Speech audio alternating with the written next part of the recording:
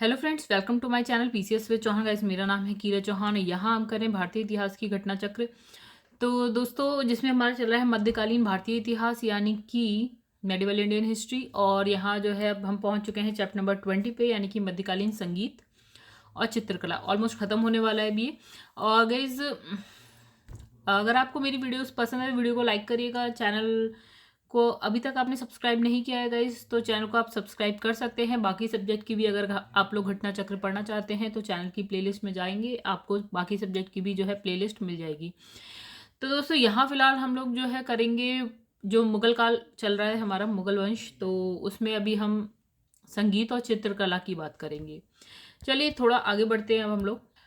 तो गाइस, जैसे कि आप जानते हैं, हम लोग स्टार्ट करते हैं इंडेक्स से। तो देखिए, ये रहा इंडेक्स। चैप्टर नंबर 1 से हम लोगों ने स्टार्ट किया है और अभी जो है हम पहुंच चुके हैं चैप्टर नंबर 20 पे। और फटाफट ये जो देखिए 5 चैप्टर और बचेंगे इसके बाद।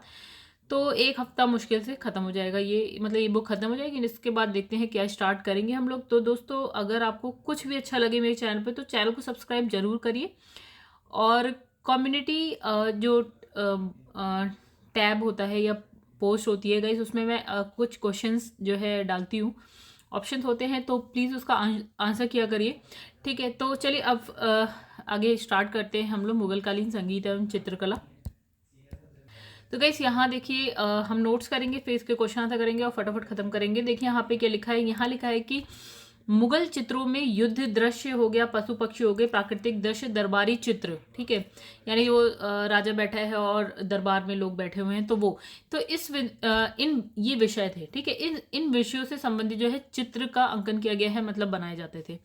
ठीक है, तो इसमें लिखा है चित्रकला के क्षेत्र पर मुगल शैली का प्रभाव जो है हुमायूं, मुगल शैली का जो प्रारंभ है ना चित्रकला के क्षेत्र पे, किसने स्टार्ट करा? तो हुमायूं ने प्रारंभ किया था।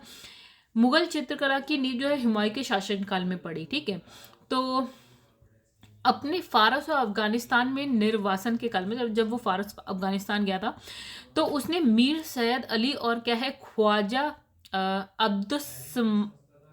अब्दुस मद नामक दो फारसी क्या थे चित्रकार थे, उनकी सेवाएं प्राप्त करी। ठीक है, मतलब उनसे हेल्प ली या उनसे सीखा। ठीक है, जिसके द्वारा ही मुगल चित्रकला की शुरुआत की गई। ठीक है, यानी जब वो गया था फारस अफगानिस्तान, वहां से सीख के आ गया। ठीक है, तो इसने कहा कि जो है अकबर ने अभी हम हुमायूं की बात करते हैं। अब अकबर ने अनेक ग्रंथों को चित्रित किया है। ठीक है, तो इसमें सर्वप्रथम क्या है? दास्तान अमीर हमजा। ठीक है, तो ये नाम याद रखिएगा, दास्तान अमीर हमजा। तो पहले सैयद अली और बाद में फिर है अब्दुस्मद की देखरेख में 50 चित्रकारों ने इसे तैयार करने में हिस्सा लिया। किसे?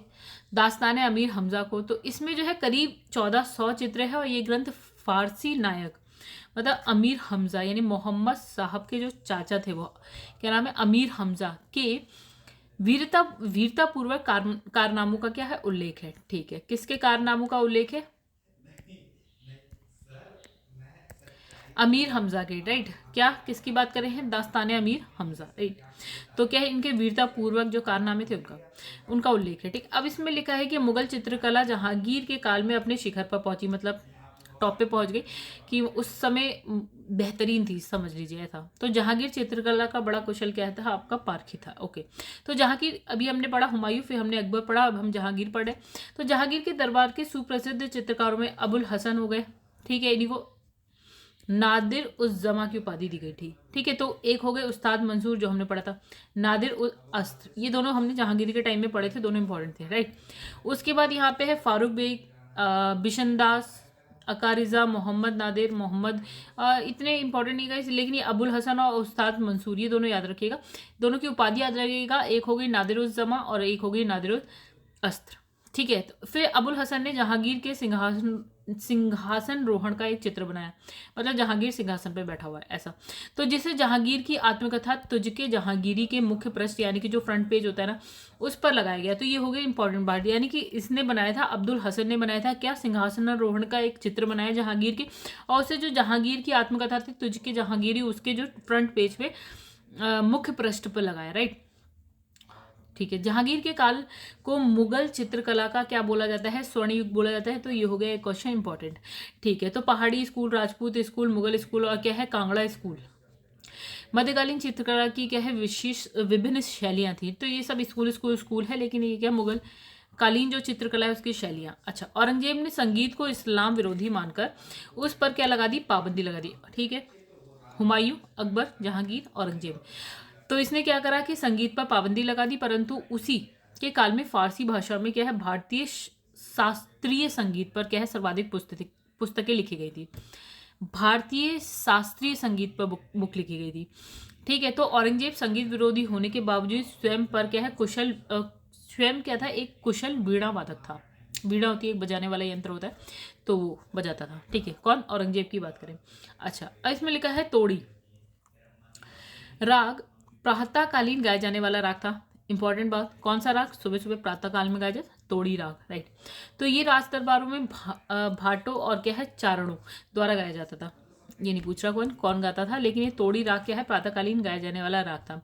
हरिदास संप्रदाय, तो एक संप्रदाय है जिसका नाम है हरिदास संप्रदाय के संगीत अर्चना केंद्रों की संख्या कितनी थी, 5। तो इन्होंने ब्रज भाषा में अनेक ध्रुपद की रचना करी है। कौन सी भाषा में, ब्रज भाषा में। वे गायन वादन दोनों कलाओं में क्या थे, निपुण थे, प्रवीण थे। ठीक है, तो इनके अनेक शिष्य थे, जिसमें से तानसेन हो गए, आपका वैजू बाबरा हो गया, आपका गोपाल नायक हो गया, आपका मदन लाल हो गया, ये सारे थे। कौन सा संप्रदाय, हरिदास संप्रदाय। अर्चना केंद्र 5,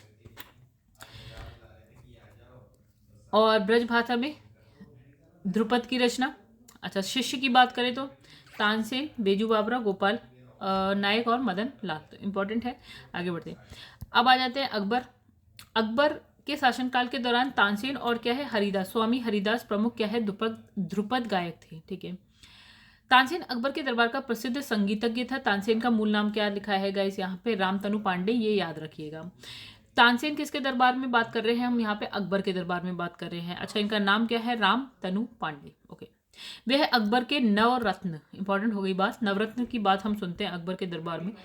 अच्छा, तो तानसेन की बात चलिए, तो तानसेन अकबर के नवरत्नों में से एक था। ठीक है, नवरत्न में से एक था तानसेन। ठीक है, अकबर के दरबार में आने से पहले तानसेन रीवा के जो राजा थे, क्या नाम था उनका, रामचंद्र के दरबार में था। ठीक है, जहां से अकबर ने उसे अपने दरबार में बुलाया और बहुत उच्च पद प्रदान कर दिया। कहाँ, रामचंद्र जो है राजा थे रीवा के, उनके यहाँ से बुलाया अपने यहाँ, किसने, अकबर ने बुलाया, और एक अच्छा पोस्ट दे दी उन्हें।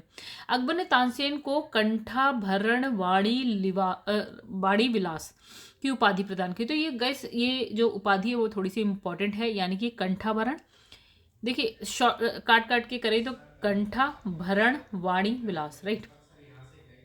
विलास खां जहांगीर के दरबार का मुख्य क्या था, संगीतज्ञ था। जहांगीर के दरबार में कौन हो गया, आपका विलास खां हो गया, राइट।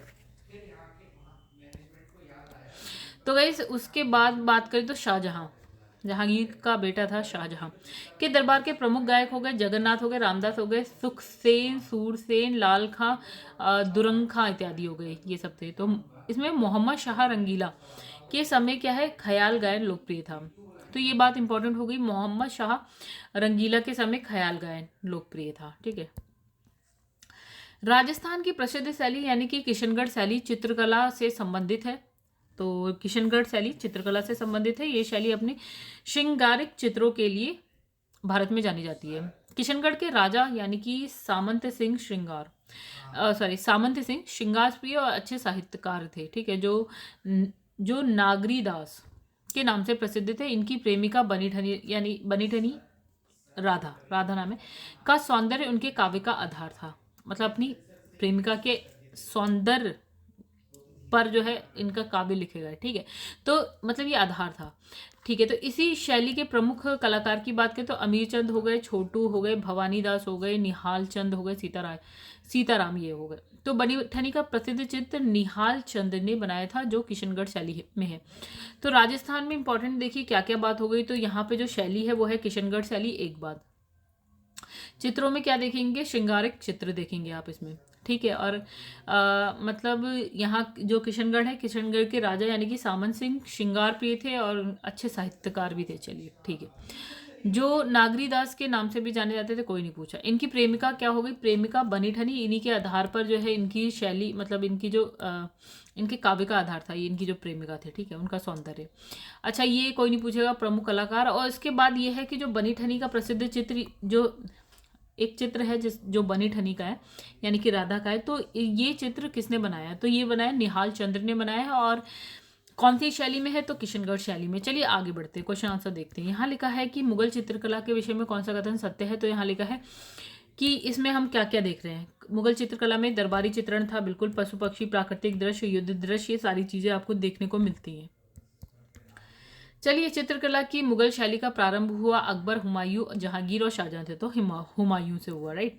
देखिए, चित्रकला के क्षेत्र में मुगल शैली का जो प्रारंभ है वो हुमायूं ने किया था। चित्रकला की नींव हुमायूं के शासनकाल में पड़ी थी। और ये कहाँ पहुंचते हैं? फारस, अफगानिस्तान पहुंचते हैं। वहां पे क्या है, मीर सैयद अली हो गए और यहाँ अब्दुस्समद जो भी है नामक क्या थे, 2 फारसी चित्रकार थे। उनकी सेवा प्राप्त की किसने? हुमायूं ने। और जिसके द्वारा क्या होता है कि मुगल चित्रकला की शुरुआत की गई।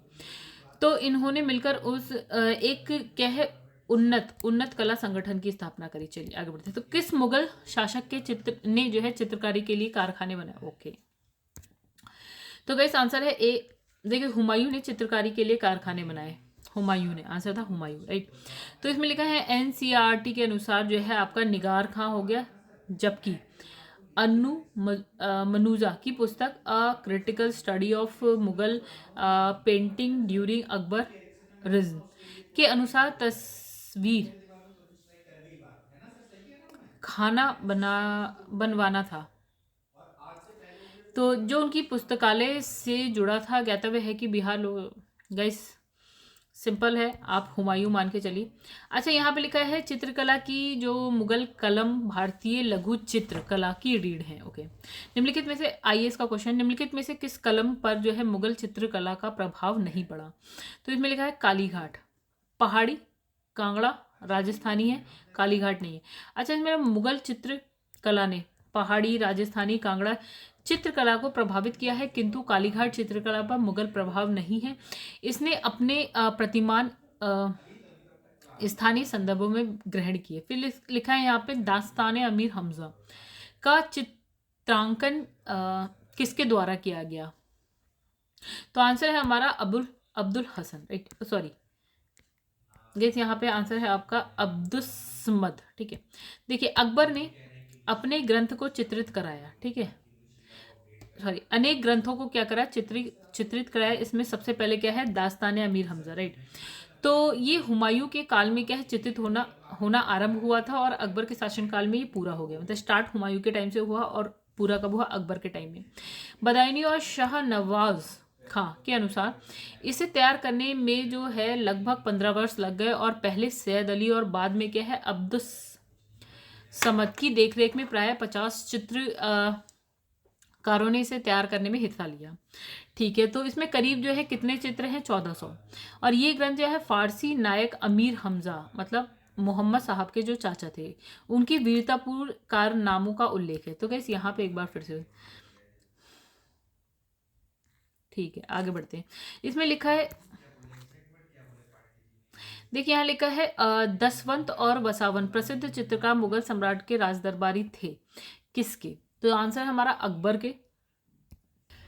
तो गैस यहाँ लिखा है दसवंत वसावन अकबर कालीन चित्रकार थे। दसवंत जो एक कहार का बेटा था, के काम से अकबर इतना खुश हुआ कि उसने इसे अपने समय का क्या है अग्रणी जो है चित्रकार बनने में सहयोग दिया। किंतु बाद में क्या हुआ, ये एक महान चित्रकार मानसिक रूप से क्या हो गया विक्षिप्त हो गया, मतलब कुछ प्रॉब्लम आ गई मेंटली। ठीक है, उसके बाद क्या है कि 1584 में इसने जो है आत्महत्या कर ली। ठीक है, अकबरकालीन चित्रकारों के नाम की अगर बात करें, अबुल फजल ने अपनी पुस्तक आईने अकबरी में गिनाए हैं। बहुत सारे थे, अबुल फजल की जो पुस्तक थी उन्होंने आईने अकबरी उनकी बुक थी, उसमें चित्रकारों के नाम बताए हैं। तो चित्रकार दसवंत हो गया, वसावन हो गया, केशवलाल हो गया, मुकुंद हो गया, मिस्किन, फर्रुख, जगन, महेश, कोई नहीं पूछ रहा गाइस, आगे बढ़ते हैं।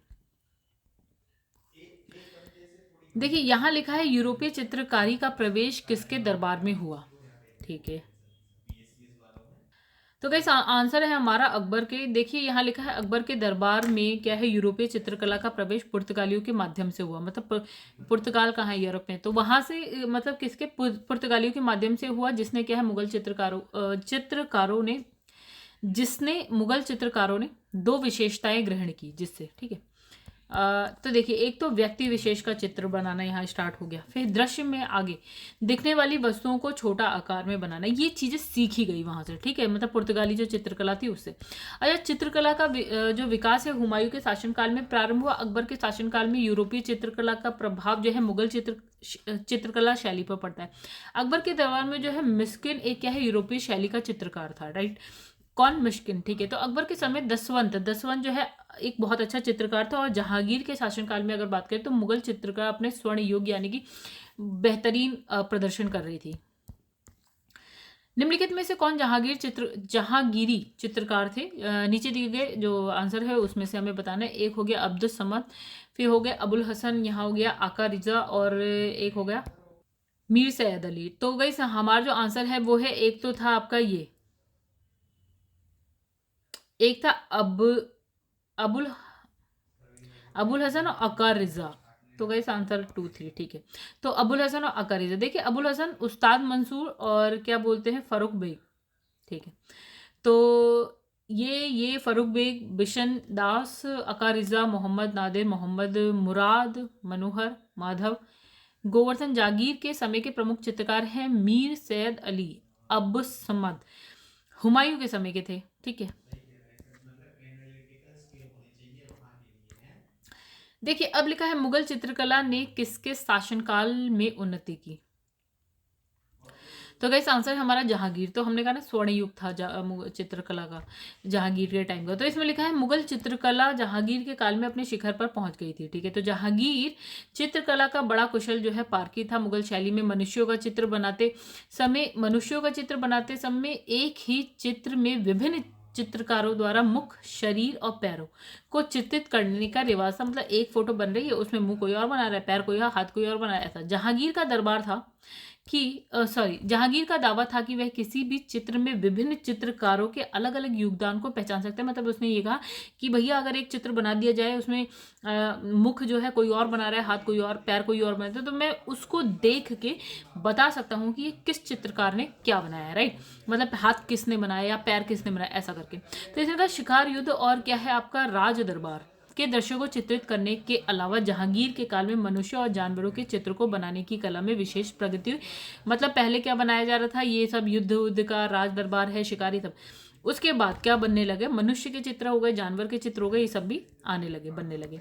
अच्छा, अबुल हसन ने जहांगीर के सिंहासनारोहण का एक चित्र बनाया और जहांगीर की जो आत्मकथा थी तुझके जहांगीरी, उसके मुख्य पृष्ठ पे वही चित्र लगाया गया है, ठीक है। तो इस प्रकार जहांगीर के काल को क्या है मुगल चित्रकला का स्वर्ण युग कहा गया। अच्छा, जहांगीर ने मुख्यतः निम्नलिखित में से किस कला को जो है संरक्षण दिया? तो चित्रकला, आंसर सिंपल है।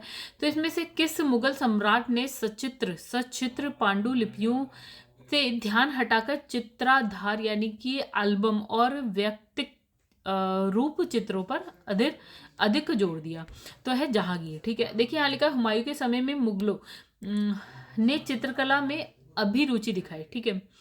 तो हुमायूं अकबर के समय में चित्रकारी के तहत मुख्यतः सचित्र पुस्तकों, पांडुलिपियों यथा तूती नाम, हमजा नाम, रज्म नाम, और यहाँ पे लिखा है अनवर सुहेली आदि में प्राकृतिक दृश्य, ज्यामिति, लाइन खींचना, सर्कल बनाना, कुछ त्रिकोणीय ज्यामिति, दरबार शिकार के दृश्यों का अंकन किया गया है। इसके विपरीत जहांगीर ने छवि चित्र को सर्वाधिक महत्व दिया, ठीक है। तो पहले वाला जो हमने पढ़ा वो हुमायूं और अकबर के टाइम का था, जहांगीर ने छवि चित्र को सर्वाधिक महत्व दिया।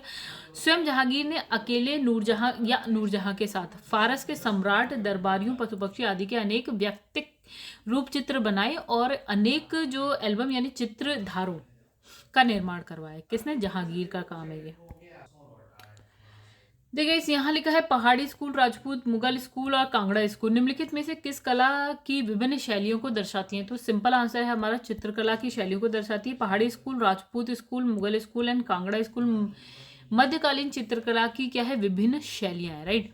इसलिए उत्तर पश्चिम हिमालय क्षेत्र में विभिन्न पहाड़ी राज्यों में की जाने वाली चित्रकारी को सामान्यतः पहाड़ी स्कूल चित्रकला कहते हैं, ठीक है। इसमें वर्तमान हिमाचल प्रदेश है, जम्मू कश्मीर, उत्तराखंड का जो टहरी गढ़वाल वाला क्षेत्र है ना वो आता है। अच्छा, इसमें आ जाते हैं किशनगढ़ शैली किस कला के लिए प्रसिद्ध है? सिंपल, चित्रकला के लिए। तो यहाँ पे लिखा है राजस्थान की प्रसिद्ध शैली कौन सी है? किशनगढ़ शैली चित्रकला से संबंधित है और ये शैली अपने श्रृंगारिक चित्रों के लिए जो है संपूर्ण भारत में जानी जाती है। ठीक है, तो यहाँ पे लिखा है निम्नलिखित में से कौन सा एक संगीत वाद्य बजाने में औरंगजेब की दक्षता थी? तो वीणा था आंसर हमारा। देखिए औरंगजेब क्या है, संगीत को इस्लाम विरोधी मानता था और इस पे क्या लगा रखी थी? पाबंदी। परंतु उसी काल में जो है फारसी भाषा में भारतीय शास्त्रीय संगीत पर सर्वाधिक पुस्तकें लिखी गई। औरंगजेब संगीत का विरोधी था, लेकिन वो इसके बावजूद भी क्या है, एक बहुत ही अच्छा वीणा वादक था। फिर लिखा है प्रातः काल में गाए जाने वाला जो राग होता है उसको बोलते हैं तोड़ी राग, राइट? क्या बोलते हैं यार? तोड़ी राग। तो यहाँ लिखा है राज दरबारों में भाटों और क्या है, चारणों द्वारा से गाया जाता था। अच्छा, तानसेन हो गया, बेजू बावरा हो गया, गोपाल नायक जैसे संगीतज्ञों ने स्वामी हरिदास से प्रशिक्षण प्राप्त किया था। स्वामी हरिदास के अनुयायियों ने कितने संगीत अर्चना केंद्र स्थापित किए? तो आंसर है हमारा 5। देखिए हरिदास संप्रदाय की बात करते हैं तो के संगीत अर्चना केंद्र की बात करते हैं तो टोटल हो गई 5। स्वामी हरिदास ने ब्रज भाषा में अनेक क्या है, ध्रुपद की रचना करी और इन्हें क्या है, इन्हें गेय रूप दिया गया। ठीक है, वे गायन और क्या है, वादन दोनों कलाओं में मतलब निपुण थे, राइट? तो इनके क्या है, अनेक शिष्य थे। एक हो गया तानसेन, बेजू बावरा, गोपाल नायक और मदन लाल, ये सब थे। ठीक है, अकबर के शासनकाल में ध्रुपद गायकों में सम्मिलित थे कौन कौन थे? देखिए तानसेन थे आपके, और हरिदास थे, सूरदास नहीं थे, विलास खां नहीं थे। ठीक है, तो विलास खां जहांगीर के दरबार में थे।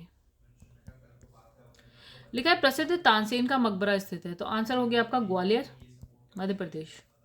देखिए तानसेन जो है अकबर के दरबार का प्रसिद्ध कौन है, संगीतज्ञ था और उनका मूल नाम क्या था? रामतनु पांडे था। वे अकबर के नवरत्नों में से एक थे। अकबर के दरबार में आने से पहले जो है तानसेन राजा रामचंद्र के दरबार में थे, जहां से अकबर ने उनको अपने यहाँ बुलाया और एक अच्छा उच्च पद पे उन्हें दे दिया, उच्च पद दे दिया। तो अकबर ने तानसेन को क्या बोला? कंठाभरण वाड़ी विलास की उपाधि थी, राइट? तो इसे अबुल फजल के अनुसार उसने उसके समान भारतवर्ष में उसके पहले 1000 वर्ष तक कोई भी अच्छा गायक नहीं था। उसने राजा मानसिंह द्वारा स्थापित ग्वालियर स्कूल में शिक्षा प्राप्त की थी और इनका मकबरा कहाँ है? ग्वालियर में। आंसर क्वेश्चन है आपका तानसेन का मूल नाम क्या था? रामतनु पांडे। आगे बढ़ते हैं, निम्नलिखित राजाओं में से किसने अकबर के पूर्व तानसेन को संरक्षण दिया था? ओके, तो भाटा के राजा थे आपका रामचंद्र सिंह थे, राइट? फिर लिखा है निम्नलिखित में से किस मुगल शासक ने लाला कलावंत से हिंदू संगीत की शिक्षा ली? तो गाइस ये देखिए मुगल शासक अकबर नगाड़ा बजाने में क्या थे? निपुण थे। तो इन्हें लाला कलावंत से हिंदू संगीत की शिक्षा ली। तो गाइस यहाँ पे हो गया खत्म चित्रकला वाला हिसाब किताब। तो गाइस अगर आपको वीडियो पसंद आई तो वीडियो को लाइक कर दीजिएगा। इन चैनल को अभी तक आपने सब्सक्राइब नहीं किया है तो चैनल को सब्सक्राइब कर दीजिएगा। कुछ भी अच्छा लगे चैनल पे तो लाइक जरूर करिएगा, सब्सक्राइब करिएगा एंड शेयर जरूर करिएगा अपने दोस्तों को। एक बार तो एटलीस्ट वीडियो दिखाइएगा, कोई भी अगर कोई पढ़ने के लिए इतना इच्छुक है अगर घटना चक्र। तो चलिए गाइस यहाँ पे ना एंड करते हैं वीडियो को और क्या बोलते हैं, मिलेंगे आपसे नेक्स्ट वीडियो में। देखिए क्या है मुगल कालीन साहित्य के साथ, तब तक के लिए धन्यवाद।